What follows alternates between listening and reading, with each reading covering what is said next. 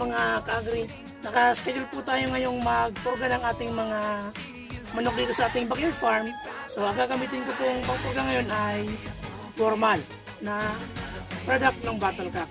So Battlecock, baka naman.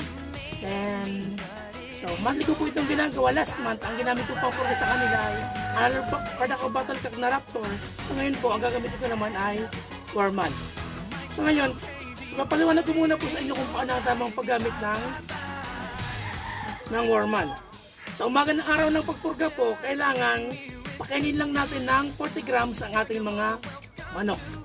Sa hapon naman ng araw ng pagpurga, huwag na po natin papakainin una natin bibigyan ng pagkain ng ating mga manok at ibigay na po natin yung ating Warmal tablet at painumin ng tubig. Pagka umaga naman po kinabukasan, magpakain lang